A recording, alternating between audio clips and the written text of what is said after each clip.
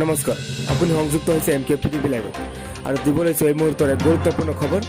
বিলাহীপাৰাত পৰাগ ভূঞাৰ শ্ৰদ্ধাঞ্জলি জ্ঞাপন।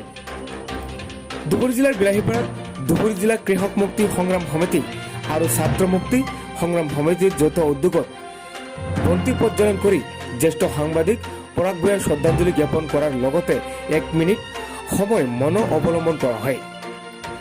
উক্ত কাৰ্যসূচীৰ জৰিয়তে অসমৰ মুখ্যমন্ত্ৰীলৈ পৰাগ ভূঞাৰ হত্যাকাণ্ডৰ CIDৰ পৰিৱৰ্তে CBIৰ তদন্তৰ দাবী জনাই ধুবুৰী জিলা কৃষক মুক্তি সংগ্ৰাম সমিতিৰ সাধাৰণ সম্পাদক নাজিমুল হকে অন্যথা গণতান্ত্ৰিকভাৱে আন্দোলন গঢ়ি তুলিব বুলি সকীয়াই দিয়ে ধুবুৰী জিলা কৃষক মুক্তি সংগ্ৰাম সমিতিয়ে।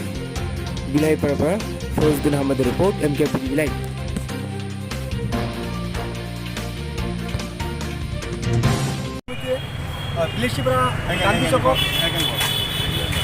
ধুবুৰী জিলা কৃষক মুক্তি সংগ্ৰাম সমিতি ছাত্ৰ মুক্তি সংগ্ৰাম সমিতি বিলাহীপাৰা গান্ধী চকত পৰাগ ভূঞাৰ হত্যাকাণ্ডৰ বিষয়লৈ আমি আজি পৰাগ ভূঞাক আজি শ্ৰদ্ধাঞ্জলি জনাইছোঁ।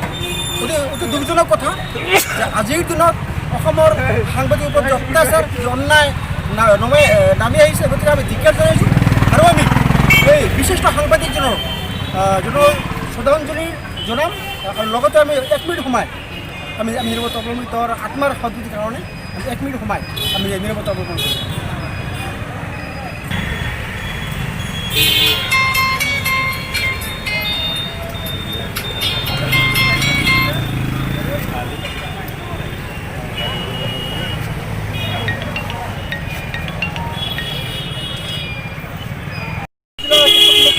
সংগ্ৰাম সমিতিয়ে বিলাহীপাৰা গান্ধী চকত অসমৰ জ্যেষ্ঠ সাংবাদিক পৰাগ ভূঞাৰ যি হত্যাকাণ্ড হ'ল আৰু আজি আমি পৰাগ ভূঞাৰ মৃত্যুত আমি শ্ৰদ্ধাঞ্জলি জনাইছোঁ।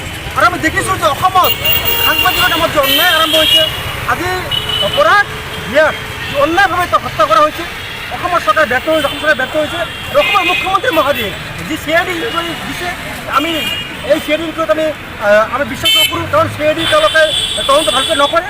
আমি দাবী জনাইছোঁ যে এই হত্যাকাণ্ডক CBI ইনকুৱাৰী লাগিব, CBI ইনকুৱাৰী লাগিব আৰু এই হত্যাকাণ্ডৰ লগত জড়িত ব্যক্তিসকলক অতি শীঘ্ৰে পৰাস্ত কৰিব লাগিব, তেওঁলোকে দৃষ্টান্তমূলক শাস্তি দিব লাগিব।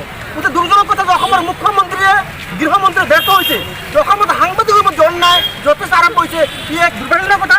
গতিকে আমি অসমৰ মুখ্যমন্ত্ৰী মহোদয়ক নিবেদন জনাইছোঁ যে আপোনালোকৰ চৰকাৰে ব্যৰ্থ হৈছে, গতিকে অসমৰ সাংবাদিকৰ যি সংবিধানৰ 34 স্তম্ভ তাৰ ওপৰত আঘাত সানিছে। গতিকে আমি পৰাগ ভূঞাৰ হত্যাকাণ্ডৰ CBI ইনকুৱাৰী দাবী কৰিছোঁ আৰু লগতে ইয়াৰ লগত জড়িত ব্যক্তিসকলক পৰাস্ত কৰিবৰ কাৰণে আমি দাবী কৰিছোঁ।